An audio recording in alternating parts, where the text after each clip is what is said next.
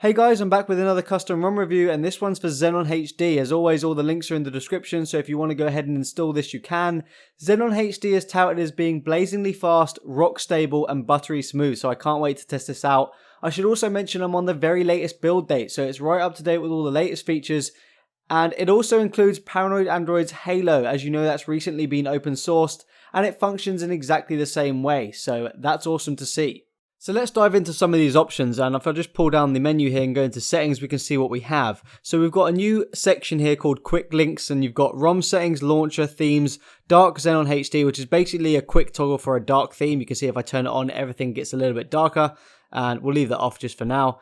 Underneath that, you've got your sound display or your normal stuff. You've also got advanced here. We'll be going into all these a little bit later.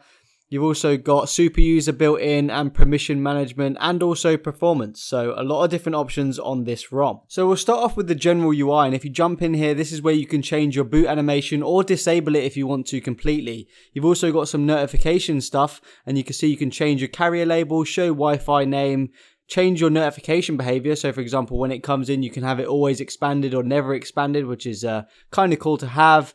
You've also got notification counts and stuff like that, vibrate and expand. One of my favorite settings of all time, status bar brightness slider. This is one of the main things I miss from PA. You just hold up here and you can go all the way to the top to have maximum brightness, or all the way to the bottom to decrease your brightness. I have it somewhere in the middle. So an awesome feature there. So let's dive back into it, see what else we have.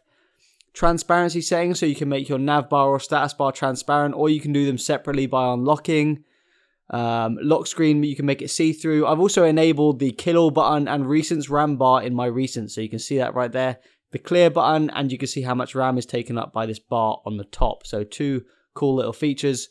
You've also got UI mode here, so you can change your UI mode. Right now it's in phone. You can also have tablet and phablet. Dual panel mode, so you can have kind of, you know, like PA has the settings, you can have half the settings on the screen and half of the actual thing you're trying to look at. You've also got LCD density. I never really mess around with that because I always find sometimes it messes with some apps and things like that. In the MISC section, we've got CRT screen off and on animation, so you can have them on and off for both screen off and on. Kind of cool. And then you've got a lot of rotation stuff over here. Wake up on charger and low battery warning as well, which you can control, so you can have it notification and sound, pop-up dialogue only, or disable it completely. So quite a lot of options in the general UI. Moving on to navigation bar tweaks, and if we click into the navigation bar section, you've got all of what you'd expect to see in here. What I really like though is this little preview they give you up here, and it always stays. So even when you scroll, you can see what you're doing to your buttons before you actually apply them.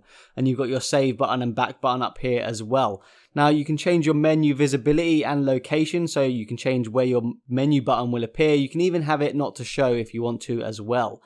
You've got the bar color, you've got the bar buttons color, you've got the transparency of the buttons as well. You can see you can make them disappear there. What I should mention about XenonHD is they do also come with custom buttons right here. You can see they're slightly different from stock. They look pretty cool, so I like those. You've also got the button glow animation, the bar height and the bar width to make it fatter or thinner.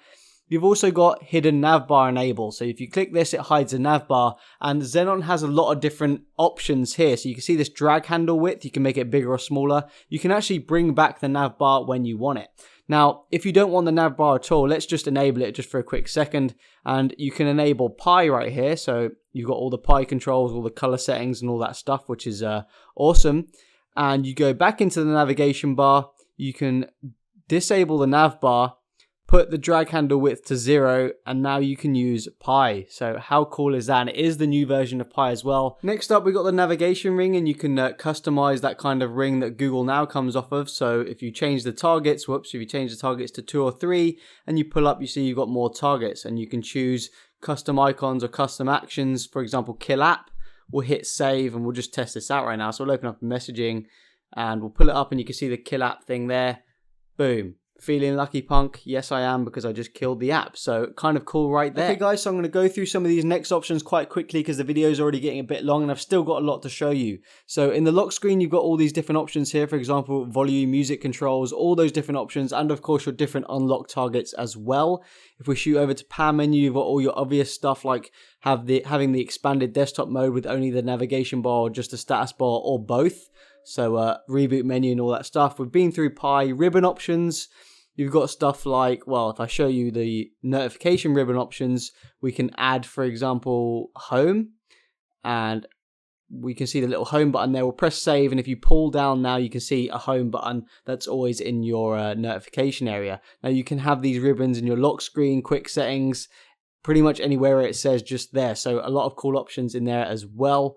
Skipping through hardware keys, we don't have any, so I'm not going to go into that. Keyboard. Auto keyboard rotation, you can enable, disable full screen keyboard. This ROM pretty much has every option you can actually think of. In the status bar, we've got the battery stuff. You can change the colors. You can have different modifications, the location, the charging animation you can turn off and on. The clock, you can change the style. You can have it in the center or the left. All those options we've come to love on other ROMs. Status bar tweaks, again, all this other stuff, breathing SMS.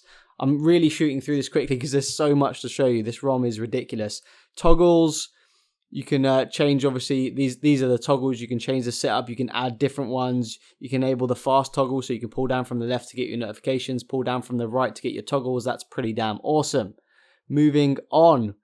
System and system tweaks. Now, there's loads of different stuff in here that I didn't know what it does, but some of it seemed pretty cool. So if we jump into system tweaks here, all this stuff came as default. I didn't add any of these, but it seems to make it very quick. And I just want to say something quickly about the performance. It has been very, very fast. I have to say it's pretty much one of the fastest I've tried.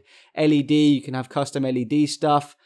Prop modder, so this is your build prop modder, and there's lots of different stuff you can change in here. Wi-Fi scan intervals. There's an option here that looks really interesting to me, GPU acceleration, to enable hardware acceleration where the GPU controls the UI instead of the CPU. To me, that sounds awesome, and I'm probably going to try that, but we'll carry on. SD card speed hack, loads of different tweaks here that you can make your device a little bit faster with. Underneath that, you've got sound, again, all this different stuff. Face down audio mode, so you can turn your device around and nothing will happen. You won't get any rings or anything like that. What else we got? Vibrations, custom vibrations. I know I zoomed through some of those features, but I had to because the video is getting long and there's just too many features to talk about. They've also included their own custom launcher, and this is awesome. So you don't have to install another custom launcher. All the options are right here. You can see this nice little pull-out bar. You've got grid sizes. You can turn off the persistent search bar, have your own gestures, transition effects, turn off scrolling wallpaper, all this sort of stuff that we've come to love on custom launchers. You've also got the drawer. You can hide apps, change the orientation, transition effects again. Dive into the dock as well. You can have different dock pages, certain icon scales, all that good stuff that you've come to love from custom launchers are right in here. And you can also have your full screen mode as well. So pretty damn awesome. Obviously, themes is the same as any theme manager, so I won't go into that. They've also got CM's quiet hours, so you can make your device quiet at certain times of the day. Like I said, this ROM has so many features. It's absolutely packed with features, which is cool to see. If we dive into display here and go to the bottom, you've got your Halo stuff, so you can change your Halo settings, your blacklist, your whitelists. You can choose to hide your Halo after activity, reverse the gestures, stuff like that. So that's cool to see those there as well.